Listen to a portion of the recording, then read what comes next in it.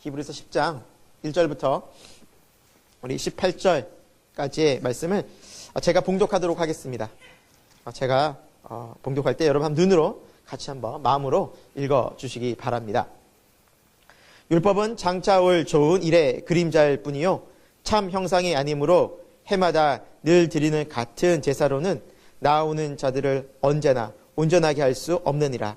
그렇지 아니하면 섬기는 자들이 단번에 정결하게 되어 다시 죄를 깨닫는 일이 없으리니 어찌 제사 드리는 일을 그치지 아니하였으리요. 그러나 이 제사들에는 해마다 죄를 기억하게 하는 것이 있나니 이는 황소와 염소의 피가 능히 죄를 없이 하지 못함이라. 그러므로 주께서 세상에 임하실 때 이르시되 하나님이 제사와 예물을 원하지 아니하시고 오직 나를 위하여 한 몸을 예비하셨도다.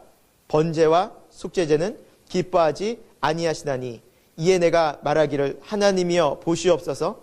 두루마리 책에 나를 가리켜 기록된 것과 같이 하나님의 뜻을 행하러 왔나이다 하셨느니라. 위에 말씀하시기를 주께서는 제사와 예물과 번제와 속죄제는 원하지도 아니하시고 기뻐하시도 아니하신다 하셨고 이는 다 율법을 따라 드리는 것이라. 그 후에 말씀하시기를 보시옵소서. 내가 하나님의 뜻을 행하러 왔나이다 하셨으니 그 첫째 것을 폐하심은 둘째 것을 세우려 하심이라. 이 뜻을 따라 예수 그리스도의 몸을 단번에 들으심으로 말미암아 우리가 거룩함을 얻었노라. 제사장마다 매일 서서 섬기며 자주 같은 제사를 드리되 이 제사는 언제나 죄를 없게 하지 못하거니와 오직 그리스도는 죄를 위하여 한 영원한 제사를 드리시고 하나님 우편에 앉으사 그 후에 자기 원수들을 자기 발등상이 되게 하실 때까지 기다리시나니 그가 거룩하게 된 자들을 한 번의 제사로 영원히 온전하게 하셨느니라. 또한 성령이 우리에게 증언하시되 주께서 이르시되 그날 후로는 그들과 맺을 언약이 이것이라 하시고 내 법을 그들의 마음에 두고 그들의 생각에 기록하리라 하신 후에 또 그들의 죄와 그들의 불법을 내가 다시 기억하지 아니하리라 하셨으니 이것들을 사하셨은 즉 다시 죄를 위하여 제사 드릴 것이 없느니라.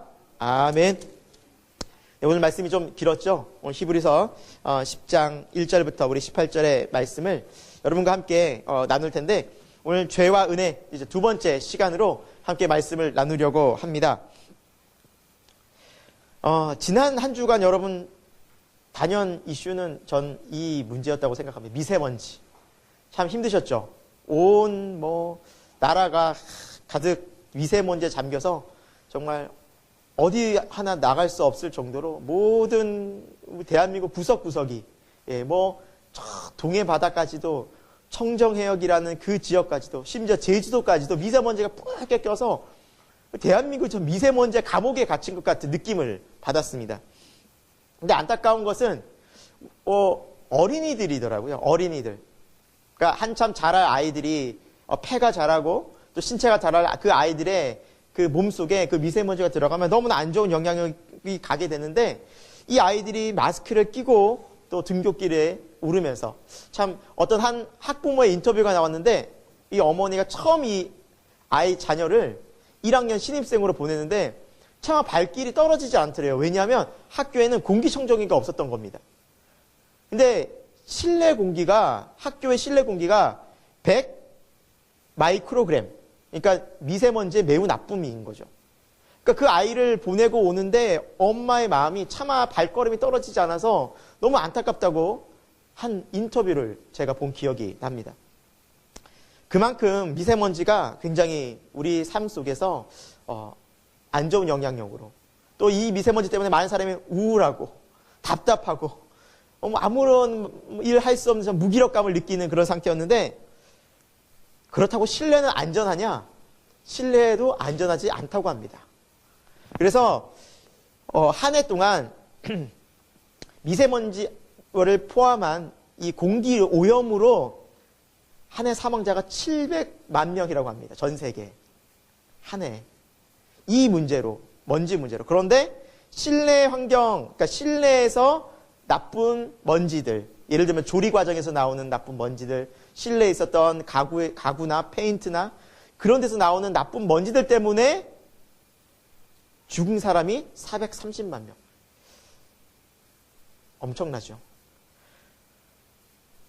자, 실내 공기가 안 좋아서 환기를 시키자니 밖에는 미세먼지가 많고 또 안에 있자니 실내 공기는 또 너무 안 좋고 어쩌라는 겁니까? 전 이 뉴스를 보면서 정말 그냥 절망적이더라고요. 이거 죽으라는 것밖에 더 되나? 그거 어떻게 살라는 건가? 그래서 사람들이 이 미세먼지 해결하려고 어떻게 합니까? 국가에서는 노후 차량을 잘 다니지 않게 하고 마스크 꼭 쓰라 그러고 이게 대책이었어요. 할 수가 없어요.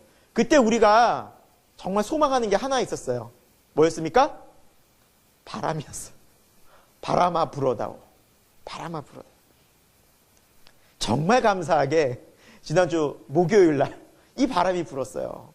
북쪽에서 바람이 불어와 샥 미세먼지를 걷어가니까 파란 하늘이 보이기 시작하는 겁니다.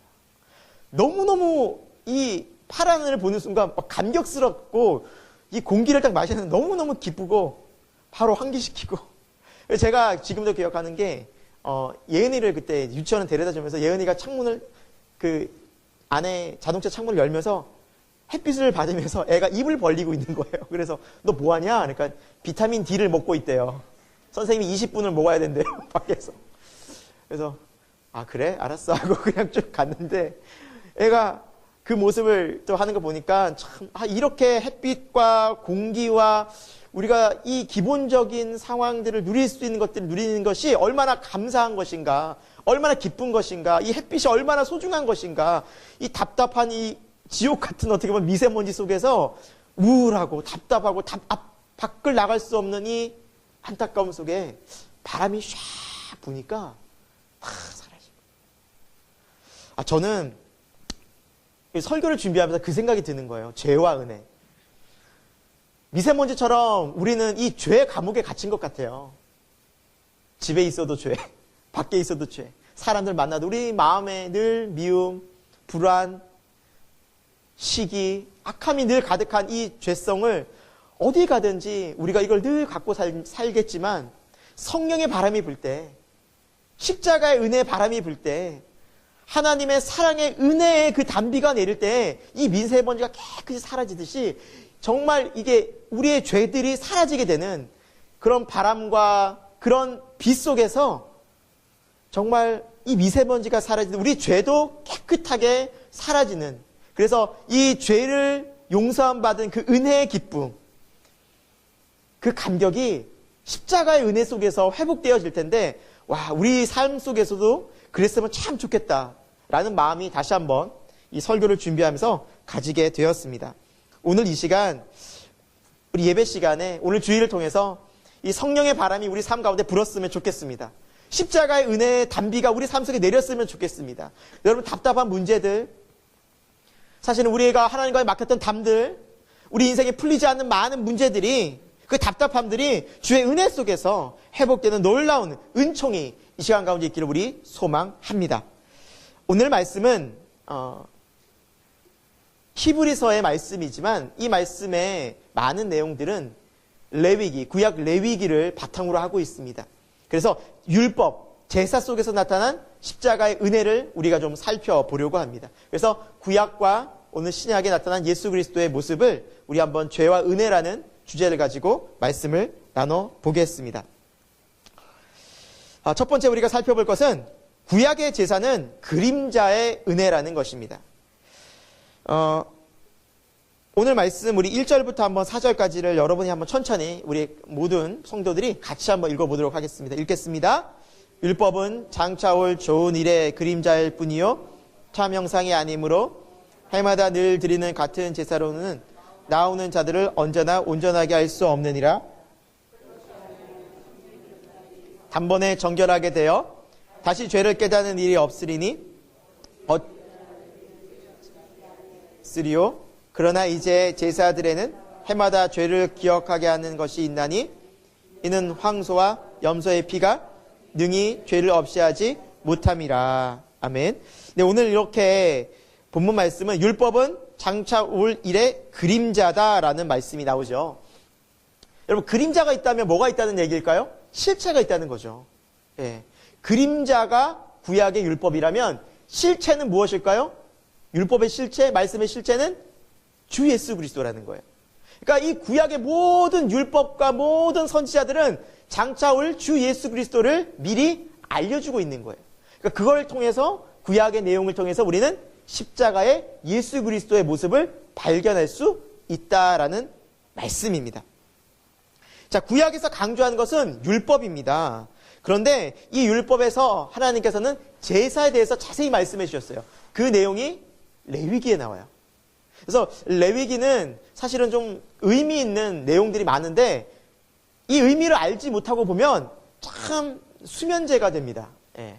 같은 내용이 또 나오고 같은 내용이 또 나오고 짐승 잡는데 도대체 어떻게 왜 이렇게 같은 내용을 반복해서 아는데 앞에도 잡았는데 뒤에 또 잡고 비슷비슷한데 다른 듯 하면서 이게 뭐가 다른 거지 하면서 굉장히 헷갈리는 제사의 종류도 5가지나 되는데 이게 왜 5가지를 드려야 되는지 그러니까 굉장히 여기에서 헷갈릴 수가 있어요. 오늘 그 부분에서 좀 정리를 좀 하려고 합니다. 뭐 자세히는 살펴볼 수는 없겠지만 짧게 좀 정리하고 가도록 하겠습니다. 자, 레위기에 나오는 5가지 제사. 우리 한번 따라서 해볼까요? 번제, 소제, 화목제, 속죄제, 속건제. 5가지의 제사가 있습니다. 근데 이 5가지를 크게 2가지로 분류하면 자원제사와 의무제사로 나눕니다. 그래서 번제와 소제와 화목제는 자원제사.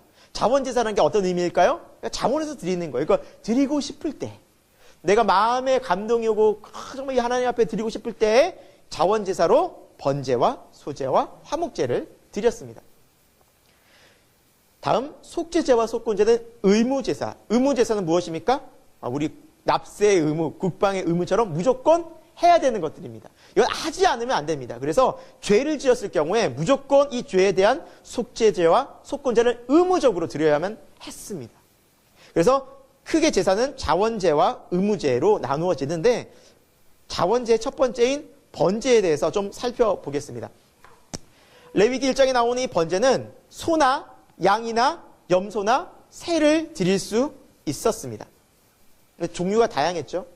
그러니까 자기 형편에 따라 드리라는 것이었습니다. 소를 드릴 사람은 소를 드리고 양을 드릴 사람은 양을 드리고 그것도 안 되면 새를 비둘기를 잡아서 드리고 그래서 자기 형편에 맞게 드릴 수 있게 하였는데 이 번제의 특징은 가죽을 제외하고 다 태워드리는 제사였습니다.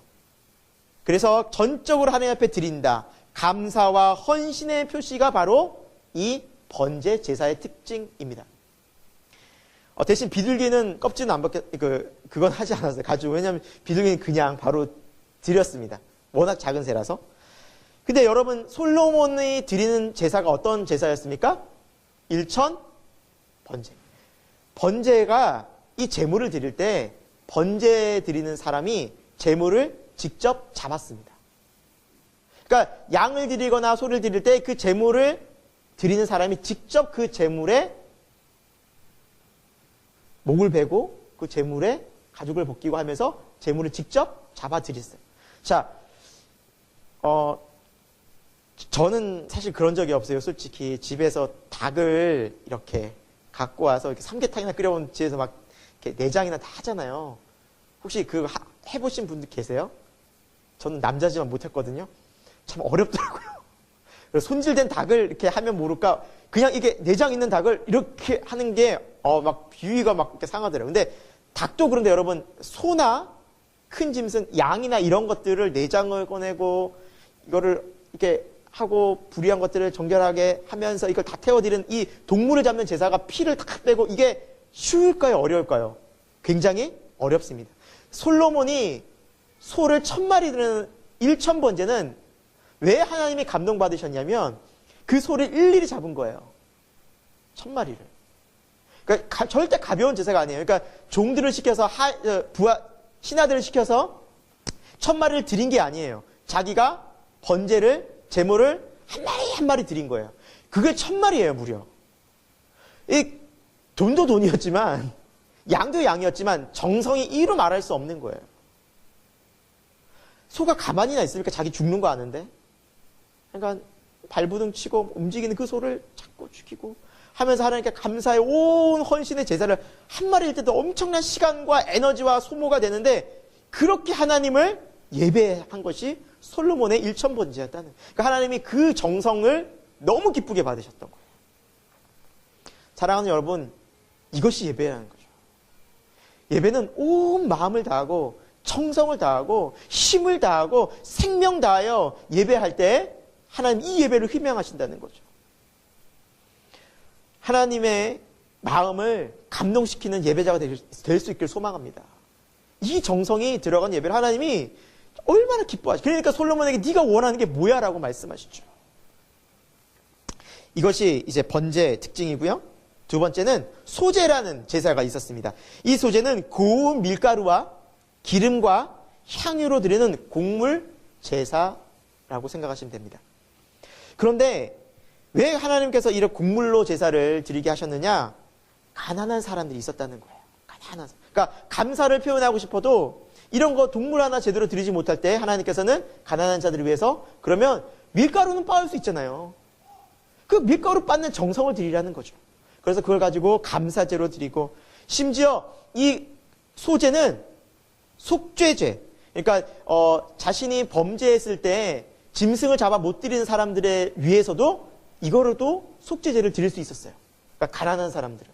그만큼 하나님은 정성을 다해서 드리는 제사를 흠양하셨다는 거예요. 그러니까 비록 곡물이었지만 그 곡물도 정성을 다할 때 하나님께서 어떻게 하신다고요? 기뻐 받으신다. 그 제사를 기쁘게 받으신다. 그러니까 하나님은 그래요. 재물의 양과 얼마를 내느냐에 관심이 있으신 게 아니라 그 사람의 중심과 마음인 거죠. 그러니까 예수님께서도 성전에서 많은 재물을 헌금을 낸 사람보다 부자보다 두 렙돈의 과부의 헌금을 훨씬 더 많이 냈다라고 말씀하신 이유가 바로 여기에 있습니다.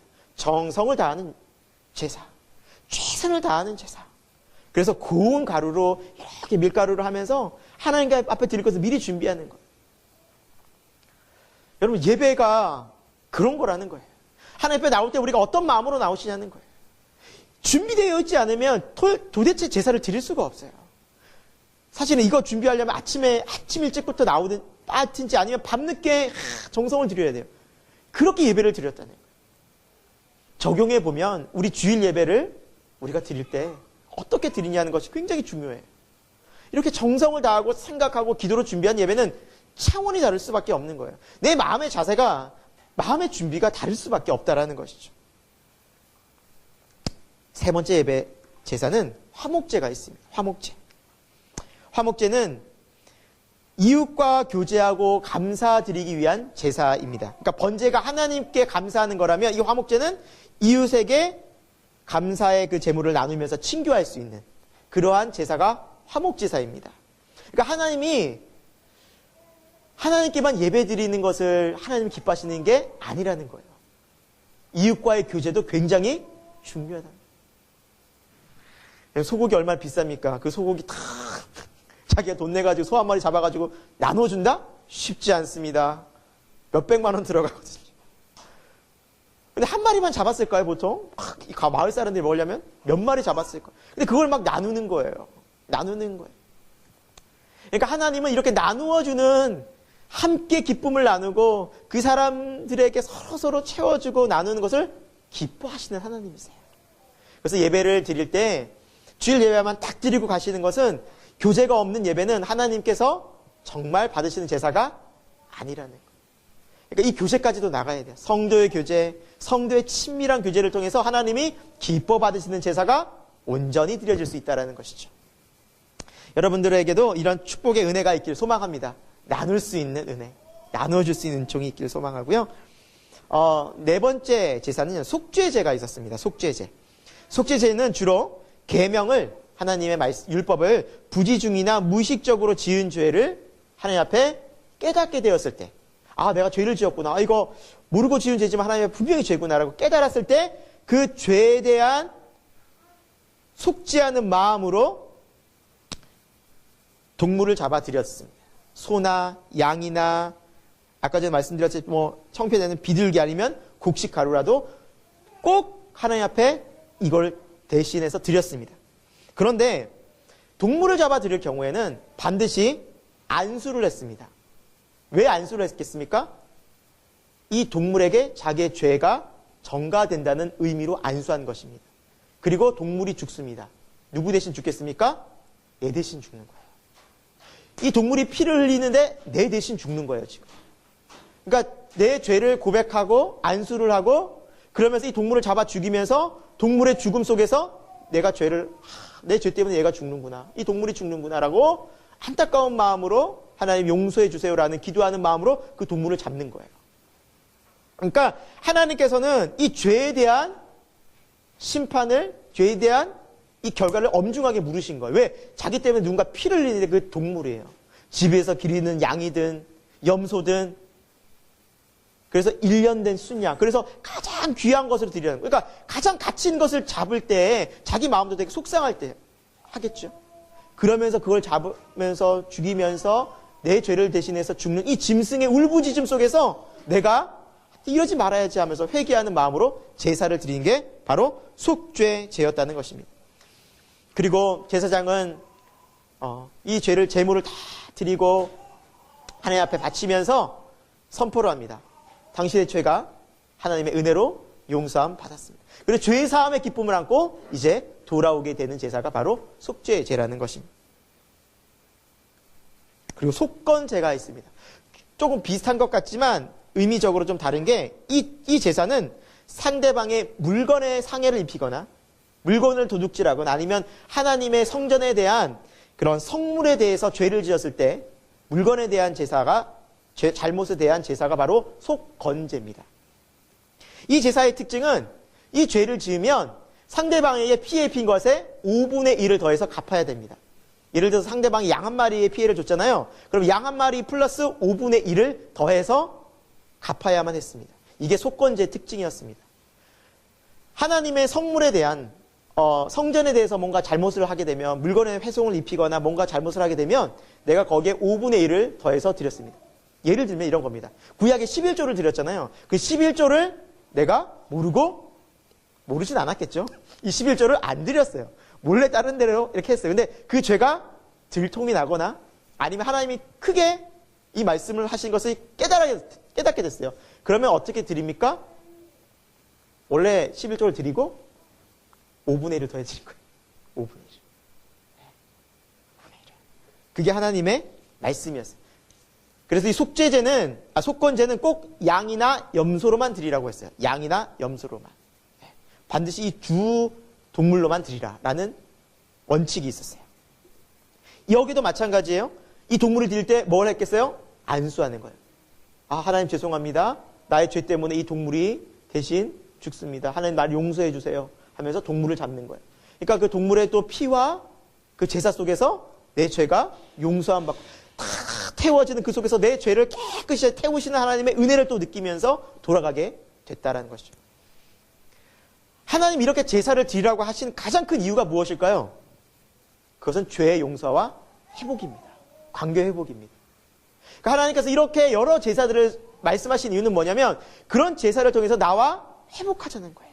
나와 관계를 회복하자는 거예요. 그 죄가 있어서 하나님과 멀어진 관계들이 그 용서함 받고 죄사함 받아서 다시 깨끗하게 하나님의 백성으로 거룩한 백성으로 살아가라는 것이 하나님의 제사의 뜻이었다는 것이죠.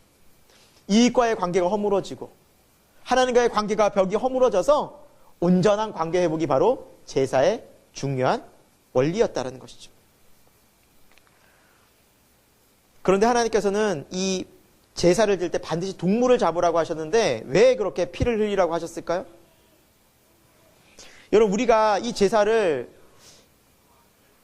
그냥 쉽게 생각하면 안 되는 이유가 뭐냐면 내가 잘못했으니까 소나 양이나 다 끌고 와서 제사 드리기 쉽겠지? 아니에요. 여러분 죄 지은 사람이 한둘이었겠습니까? 그러니까 지금 이게 회막의 모습인데요. 이 제사 지내는 이 모습인데 보세요. 바깥에서 또 짐승들이 기다려요. 안에는 짐승이 막 죽어가요.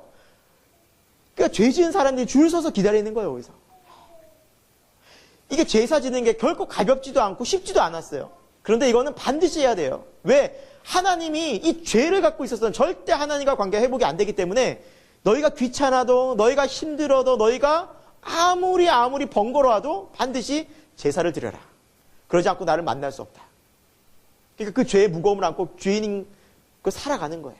그러니까 그렇게 바깥에서 계속 기다리고 이렇게 많은 힘든 과정들을 거쳤지만 결국 사람들은 제사를 통해서 회복되는 은혜를 누린 것이 바로 구약의 율법, 제사였다는 것이죠. 왜 이렇게까지 하나님께서 귀찮게 너무 힘들게 너무 번거로운 제사를 드리게 하셨느냐? 바로 이 원리입니다. 하나님이 죄를 대하시는 모습입니다.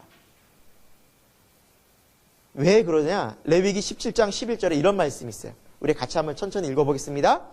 육체의 생명은 피에 있음이라 내가 이 피를 너희에게 주어 제단에 뿌려 너희의 생명을 위하여 속죄하게 하였나니 생명이 피에 있으므로 피가 죄를 속하느니라. 우리 죄를 용서하는 것이 뭐예요? 피라는 거예요. 이 피가 죄를 용서한다는 거예요. 그러니까 비록 짐승의 피지만 이 짐승이 대신 죽어 피를 흘리지만 그 생명으로 너의 생명을 살린다는 거예요. 그러니까 죄의 결과는 죽음인데 그 죽음의 대가로 동물이 피를 흘린다는 거예요. 원래 네가 피 흘려 죽어야 되는데. 그러니까 여러분 이 죄를 우리는 되게 가볍게 여길 수 있어요. 이게 뭐 크게 대수인가? 나만 죄 짓는 거 아닌데? 또 고치면 되지 뭐. 우리는 좀 이렇게 쉽게 생각할 수 있지만 하나님이 죄를 보시는 관점은 바로 죄의 결과는 생명이라는 거예요. 피와 연결된다는 거예요. 그 피를 흘리지 않고는 죄의 깨끗함을 얻을 수 없다라는 거예요. 이것 때문에 제사를 드릴 수밖에 없었던 거예요. 하나님 앞에서. 그런데 오늘 말씀을 보면 이 구약의 제사는 불완전했다라는 거예요. 첫 번째 1절에 나와 있죠. 이 제사로는 온전히 언제나 우리를 온전하게 하지 못한다라고 말씀하고 있어요. 여러분 그 이유가 무엇일까요? 제사를 드리고 탁 갔어요. 하나님의 죄 용서 이렇게 재물이 타는 것을 보고 기쁜 마음으로 돌아갔어요. 딱 집에 왔는데 집안에서 아내가 또 말 한마디 하는 거예요. 왜 이렇게 제사가 오래 걸리냐고. 집안이 이렇게 될 때까지 왜 이렇게 오래 걸려? 혹시 딴짓하고 온 거 아니냐고. 또 욱하겠죠. 또 힘들게 제사 드리고 기쁜 마음으로 왔는데 집에 오니까 막 아내는 말도 그러고 막 있고 화가 나가서 딱 바깥에 나갔는데 김씨 아니냐고. 잘 됐다고. 내 돈 언제 갚을 거냐고. 막 하면서 내 돈 갚으라고 하면 또 막 이 사람한테 뭐 가진 거짓말을 또 하면서 언제까지 갚는다고 얘기하면서 또 거짓말처럼 돌아오는 순간 또 마음에 무슨 마음이 들어요? 아유, 나 또 죄졌구나. 그러니까 이 구약의 제사로는 짐승의 제사로는 은혜는 잠깐이지만 이 죄에 대한 죄책감은 또 다시 다음날 또 제사까지 또 기다려요. 또 짐승 또 어린 양 또 찾아. 이게 불완전하다는 거예요. 이해가 되세요? 이 불완전함이 절대 온전할 수 없어요. 그러나 잠깐이라도 죄의 사함을 은혜 누리지만 절대 온전한 제사가 아니었다는 것. 두 번째 3절에도 나와 있어요. 이 제사로는 지난 죄들이 계속 생각난다는 거예요. 그래서 다음날 또 순양 한 마리를 데리고 또 하나님께 제사를 드리고 탁 하는데 그 마음속에 그러는 거예요.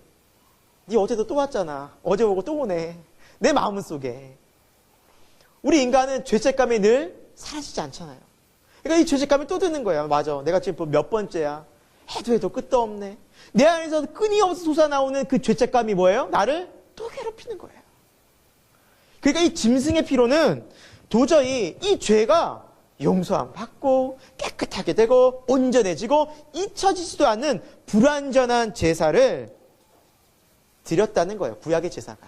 그게 구약의 제사의 한계라는 겁니다.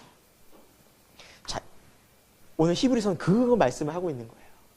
그러면서 온전한 제사가 이 구약의 그림자가 이제 실체를 보게 되었으니 그 온전한 제사를 누가 드렸냐? 예수 그리스도께서 십자가를 통해서 이 온전한 제사를 완성하셨다.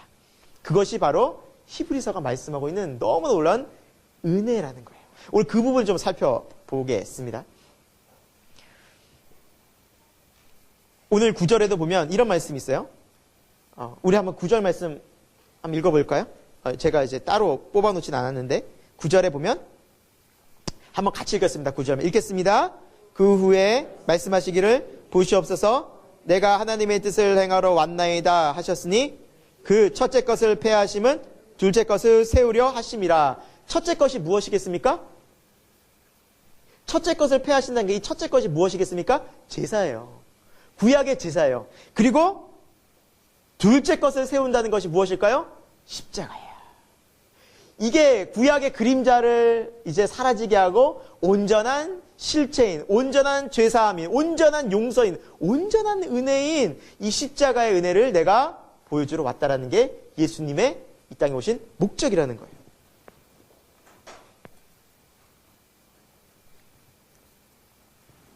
자, 여기까지 이해되셨으면 이제 10절부터 우리 14절까지가 어느 정도 이게 이런 뜻이구나라는 것이 이해가 되기 시작합니다. 같이 한번 10절부터 천천히 한번 읽어보겠습니다. 읽겠습니다. 이 뜻을 따라 예수 그리스도의 몸을 단번에 들이심으로 말미암아 우리가 거룩함을 얻어노라. 제사장마다 매일 서서 섬기며 자주 같은 제사를 드리되 이 제사는 언제나 죄를 없게 하지 못하거니와 오직 그리스도는 죄를 위하여 한 영원한 제사를 드리시고 하나님 우편에 앉으사 그 후에 자기 원수들을 자기 발등상이 되게 하실 때까지 기다리시나니 그가 거룩하게 된 자들을 한 번의 제사로 영원히 온전하게 하셨느니라. 아멘. 네, 이 말씀이 바로 예수님께서 이제 온전한 제사를 드리러 오셨다라는 것을 분명히 명확하게 말씀하시는 내용이라는 것이죠. 사랑하는 여러분, 예수님이 오신 것은 우리 인간의 궁핍과 우리 인간의 여러 가지 고난과 우리 인간의 고통을 느끼는 정도로 오신 것이 아닙니다. 예수님이 이 땅에 오신 이유는 제물이 되려 오셨습니다. 속죄 제물이 되려 오셨습니다. 그 어린 양으로 오신 겁니다. 그래서 마가복음 10장 45절 이런 말씀이 있습니다. 인자가 온 것은 섬김을 받으려 함이 아니라 도리어 섬기려 하고 어느 정도로 섬기느냐? 자기 목숨을 많은 사람의 대속물로. 자기 목숨을 많은 사람의 대속물로. 구약의 제사로 비교하자면 어린 양으로 오신 거예요. 제물이 되려고 오신 거예요. 예수님의 낮아지심은 인간으로 오신 정도가 아니었어요. 예수님의 낮아지심은 제물이 되어서 죽으려고 오신 거예요. 그 정도의 낮아지심이었어요.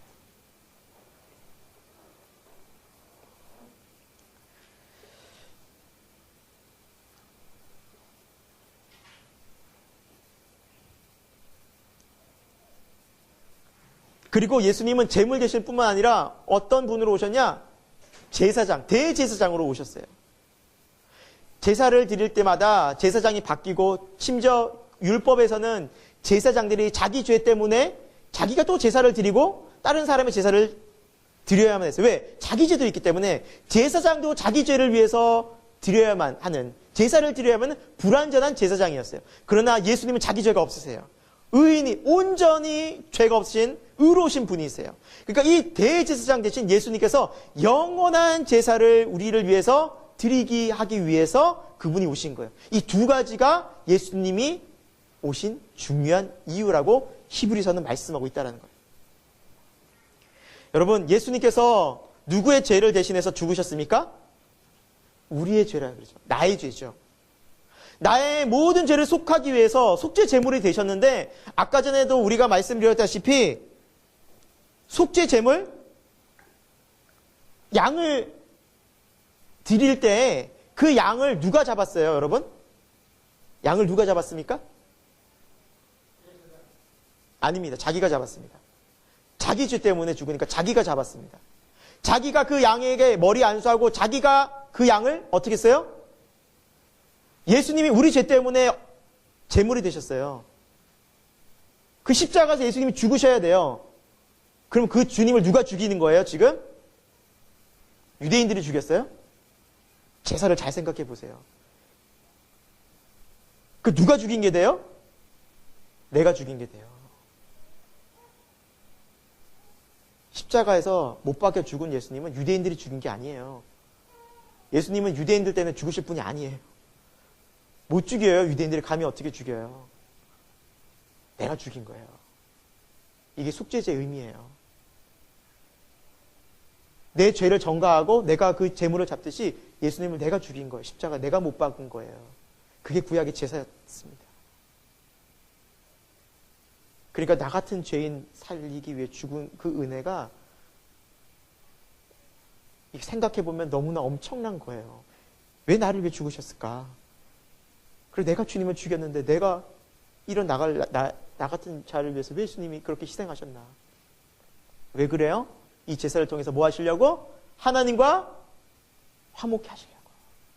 이 죄 때문에 우리 영원히 하나님의 저주 속에서 심판 속에서 그 죄의 짐을 가지고 살아가는데 그거를 화목해. 여러분 우리는 죄가 얼마나 큰지 몰라요. 근데 이거 죄가 얼마나 비참하고 큰지는 십자가를 통해서 알 수 있어요. 구약의 제사를 통해서만 이 죄가 얼마나 심각한지 알 수 있지 세상이 이 죄에 대해서 말하지 않아요. 그리고 이 죄가 어떤 의미인지도 몰라요. 이 죄를 알려면 바로 성경을 봐야 되기 때문입니다. 예수님은 우리가 죽인 거예요. 우리 죄 때문에 죽었기 때문에. 결국엔 내가 예수님을 십자가를 못 박은 거예요. 그러나 예수님은 대제사장이 되셨어요. 영원한 대제사장이 되셔서 하나님 보호자 우편에서 지금도 우리를 위해 중보하시는 분이세요. 자, 이 두 가지가 예수 그리스도를 통해서 이루신 온전한 제사의 특징이라는 거예요. 예수님의 그 피값은 온 우주보다 높고 가장 존귀하고 우리의 모든 죄를 다 용서할 만큼 그 위대하신 하나님의 아들의 거룩한 보혈이고 그 희생 제물이었어요. 우리 어떤 인간의 죄도 다 용서할 수 있는 그 하나님의 거룩한 보혈이라는 거예요. 짐승의 피도 하나님이 용서하시는데 하물며 하나님의 거룩한 아들의 피를 가지고 우리의 용서받지 못할 죄가 과연 어디에 있을까요? 여러분 기도하실 때 이 예수 그리스도의 피를 의지하고 기도하신다면 어떤 죄든지 여러분 믿음으로 기도하시면 하나님이 다 용서하신 줄 믿으시기 바랍니다. 이것이 예수 그리스도의 보혈의 은혜입니다. 또 하나 날마다 지금은 더 부활하셔서 하나님 보호자 우편에서 하나님은 대제사장이 되셔서 우리를 중보하십니다. 우리를 도우십니다. 우리에게 위로를 소망을 주십니다. 내가 너를 사랑한다. 내가 너에게 놀라운 뜻과 계획을 갖고 있다. 포기하지 말아라. 이걸 끊임없이 그 자비와 용서와 끊임없이 사랑을 베풀어 주신 분이 바로 우리의 중보자 예수 그리스도라는 것입니다. 이것이 영원히 효력이 있는 것은 바로 우리의 구원자 예수 그리스도가 부활하셔서 영원히 하나님 보호자 우편에 계시기 때문이에요. 영원히 계시기 때문에 이 제사에 이 예배에 효력이 있는 거예요. 이 십자가의 능력이 바로 이것 때문에 온전한 제사라고 우리가 말할 수 있는 것입니다. 자, 우리가 말씀을 읽었어요. 그럼 이것이 우리가 언제 확신으로 다가오냐면 성령님의 은혜를 통해서입니다. 오늘 그 말씀을 좀 같이 읽겠습니다. 우리 15절부터 18절 말씀입니다. 우리가 천천히 같이 읽겠습니다. 또한 성령이 우리에게 증언하시되 주께서 이르시되 그날 후로는 그들과 맺을 언약이 이것이라 하시고 내 법을 그들의 마음에 두고 그들의 생각에 기록하리라 하신 후에 또 그들의 죄와 그들의 불법을 내가 다시 기억하지 아니하리라 하셨으니 이것들을 사하셨은즉 다시 죄를 위하여 제사 드릴 것이 없느니라. 아멘. 자, 누가 증언하세요? 성령님이. 그러니까 이것을 깨닫게 하시는 분이 누구라는 거예요? 성령님. 내가 죄사함을 받았구나. 내가 깨끗하게 되었구나. 하나님 나를 영원히 구원하셨구나. 이거를 깨닫게 하시는 분이 누구라는 거예요? 성령. 그러니까 우리가 아무리 지식적으로 뛰어나고 경험이 막 풍부해서 성경을 읽는다고 해서 절대 이것을 알 수 없는 이유는 성령의 감동이 아니면 내가 죄인인 것을, 성령의 감동이 아니면 내가 죄에서 구원을 받았음을 절대 알 수가 없어요. 불가능합니다. 성령이 증언하시는 거예요. 성령님이.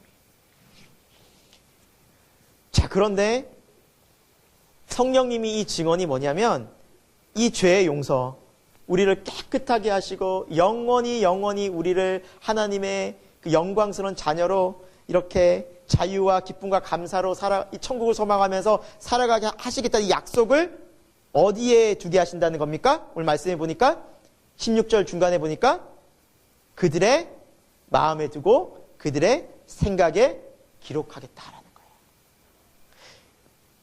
집 어디 중요한 곳에 창고에 보물창고나 혹은 내가 은밀한 곳에 놓는 것이 아니라 어디예요? 우리의 마음에. 그러니까 너무 큰 은혜인 게 뭐냐면 우리가 마음으로 이것을 깨닫고 늘 이것을 기억하고 생각할 때마다 어떤 은혜가 있다는 거예요? 이 놀라운 십자가의 은혜가 있다는 거예요. 내가 어느 곳에 있든, 내가 잠을 자든, 내가 뭐 일을 하든 이 십자가의 은혜가 내 마음과 내 생각 깊이 각인되어지고 새겨지면 그곳에서 하나님의 놀라운 회복의 은혜가, 화목의 은혜가 있다라는 거예요. 그러니까 어느 곳에서나 느낄 수 있다는 거예요. 그러니까 이 말씀이 맞아요. 항상 기뻐하라. 범사에 늘 감사하라. 쉬지 말고 기도하라. 이는 그리스도 예수 안에서 너희를 향하신 하나님의 뜻이니라. 그러니까 얼마나 내가 기억하고 얼마나 내가 이걸 묵상하고 얼마나 내 마음에 품고 믿느냐에 따라서 내 마음속에 은혜의 강물이 생명수같이 흘러난다는 거예요. 그래서 여러분 기억하십시오. 하나님의 은혜를, 십자가의 은혜를 날마다 묵상한 것이 능력인 것입니다. 여러분 무슨 죄 때문에 어떤 마음 때문에 괴로워하든지 이 십자가의 은혜를 기억할 때, 생각할 때 그것이 가장 강력한 능력이 됩니다. 그래서 말씀을 보고 큐티라는 이유가 바로 거기에 있다는 거죠. 십자가의 은혜라는 거죠. 우리 교회가 이제 노예 가입을 작년에 이제 하려고 했을 때, 제가 이제 노예 가입 쭉 그 서류들을, 준비한 서류들을 쭉 봤어요. 그래서 교회 명부, 세례교인 명부라든지, 그리고 교회 재산 현황이라든지, 그런 거 쭉 보다가, 뭐 서류가 뭐가 있냐면, 교회 임대차 계약서가 있었어요. 임대차 계약. 이 교회, 우리 건물의 월세 계약서죠. 근데 갑자기 제 가슴이 철렁한 거였어요. 왜냐하면 제가 이걸 중요하다고 생각했기 때문에 이게 또 분실되면 안 되니까 제가 나만 아는 장소에 넣어놔야지 하고 넣어놨어요. 근데 기억이 안 나는 거예요. 그러니까 나만 아는 장소에 가장 은밀한 장소에 넣어놔야지 했는데 아차 내가 그걸 어디 넣어놨지? 기억이 안 나는 게 그게 갑자기 가슴이 철렁한 거예요. 성렬 목사님은 지금 처음 하시죠? 제가 얘기 안 했거든요. 그래서 제가 그거를 막 찾았어요. 막 책꽂이 막 뒤져보고 집에서도 찾아보고 내가 이걸 어딘가에 넣어놨는데 그때 넣어놓을 때 그건 기억이 나요. 아 이건 아무도 알면 안 돼. 아무도 모르는 곳에 넣어놔야 돼. 근데 저도 모르는 곳에 그거를 넣어놨던 거예요. 그래서 찾다가 갑자기 기도가 되는 거예요. 주님 지혜를 주옵소서. 제가 좀 기억이 나지 어디에 넣어놨는지 기억이 나지 않습니다. 이거 없으면 안 됩니다. 꼭 꺼내야 됩니다. 이것이 없으면 우리는 계약서가 없으면 우리는 노예 가입을 못 합니다. 하면서 기도를 하고 막 찾다가 결국에는 찾았습니다. 며칠 만에 찾았어요. 참. 제가 그 오른쪽에 서랍 제일 아래쪽에 제일 깊숙한 곳에 넣어놨더라고요. 그 바닥에 깔려 있었어요. 막 뒤지다가 여기 있나 하다가 그 밑에 흰 봉투가 딱 나왔는데 주여 감사합니다. 그러면서 그걸 찾아서 그걸 복사해서 결국에는 서류를 잘 이제 제출을 했었습니다. 여러분 우리가 중요한 거 있으면 어떻게 해요? 대부분 숨겨놓죠. 소중한 곳에 보관하죠. 그렇죠? 근데 우리의 가장 중요한 것을 우리의 마음에 보관하고 마음에 간직한다면 어느 곳에 있어도 이걸 꺼내볼 수 있지 않을까요? 우리 생각 속에 이것을 집어넣는다면 우리가 언제 어디서나 내가 거하는 모든 곳에서 내 생각만 끄집어내면 내가 믿음으로 생각만 고백하면 이 십자가의 은혜가 주님의 은혜가 나온다는 거예요. 경험된다는 거예요. 너무나 놀랍더라고요. 사람들이 우리가 어떤 생각을 하고 어떤 마음을 품는지 모르지만 하나님은 그 모든 생각을 알고 계십니다. 여러분의 중심에 우리의 중심에 하나님의 말씀처럼 이 생각들이 기록되는 은혜가 있기를 소망합니다. 믿음으로 기록해서 하나님이 이렇게 사랑하시는 거예요. 내 죄를 위해서 영원한 제사를 드렸기 때문에 나는 죄에서 이 은혜로 깨끗하구나. 그리고 다음 구절이 어때요? 17절에 하나님 어떻게 말씀하세요? 죄와 그들의 불법을 내가 다시는 기억하지 아니하리라. 회개 기도하면서 여러분 마음속에 그런 마음이 들 수 있어요. 하나님 이게 몇 번째인가요? 이런 저도 사랑하십니까? 도대체 몇 번째 내가 넘어지고 그러면서 하나님 저도 이렇게 오래 기억하는데 하나님 저의 옛죄들을 기억하지 않겠습니까? 우리 하나님 몰라서 그래요. 하나님 몰라서 그래요. 하나님 기억지 않으시는 거예요. 대신 누가 기억하고 있는 거예요? 내가 기억하고 있는 거예요. 왜? 우리는 사람을 볼 때 용서할게 알았어 잊을게 하면서 그 사람이 다시 똑같은 죄를 지으면 우리 마음속으로 그래요. 너 전에도 그랬잖아. 너가 이거 한두 번이야? 뭐예요? 나의 인간적인 생각의 죄에 대한 관점으로 하나님을 생각하기 때문에 우리는 그런 오해를 하고 있는 것 뿐입니다. 하나님은 죄를 기억지 않겠다. 동이 서에서 먼 것 같이 내가 너의 죄를 다 옮겨버리겠다. 여러분, 하나님 앞에서는 좀 뻔뻔하셔야 돼요. 약속을 믿고 좀 뻔뻔하셔야 돼요. 마치 처음인 것처럼 하셔. 죄송합니다, 하나님. 하나님 다 잊으셨죠? 저도 꼭 잊고 다시는 죄 짓지 않게 도와주세요. 하나님 은혜를 베풀어 주세요. 그래서 다시 새롭게 하게 도와주세요. 하나님의 놀라운 자비는 내가 1000번, 10,000번을 죄를 지어도 다시 새롭게 해주시더라고요. 이것이 십자가의 은혜입니다. 하나님 우리의 죄를 용서하시는 방법입니다. 내 죄를 기억하는 것은 나의 모습이지 하나님은 내 죄를 기억하지 않으십니다. 단 회개 드릴 때. 말씀을 마무리하겠습니다. 여러분, 우리가 이 세상 살다 보면 정말 미세먼지와 같이 우리 삶 속에 뿌옇게 답답하게 뭔가 침침하게 뭔가 해결이 안 되는 마음들이 생길 때가 있지 않습니까? 여러분, 우리 마음속에 있는 이 어두움들을 무엇으로 걷어낼 수 있겠습니까? 십자가의 은혜입니다. 성령의 바람입니다. 하나님이 우리에게 주시기 원하시는 것은 바로 자유함입니다. 진리를 알지니 진리가 너희를 자유케 하리라. 예수 그리스도를 알게 되므로 우리는 온전한 자유를 누리고 하나님의 그 놀라운 은혜 아래서 감사함으로 예배할 수 있는 주의 귀한 자녀가 되었습니다.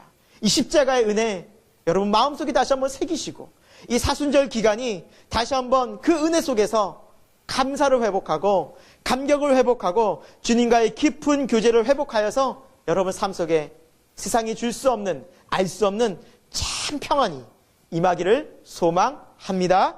함께 기도하겠습니다. 하나님 아버지, 우리는 지금 사순절 기간을 보내고 있습니다. 우리가 이 기간에 예수 그리스도의 십자가를 더욱 묵상하고 알아가길 소망합니다. 우리의 죄 때문에 예수님은 제물이 되셨고 거룩한 죽임을 당하셨습니다. 그래서 우리는 죄에서 온전히 용서를 받았고 다시 하나님과 화목하게 되었습니다. 우리가 이 구원에 깊이 감사하고 예수님께 깊이 뿌리 내리는 신앙이 되게 하여 주옵소서. 그래서 세상의 많은 유혹과 고난 속에서도 믿음으로 승리하는 삶이 되게 하여 주옵소서. 예수 그리스도의 이름으로 기도드립니다. 아멘.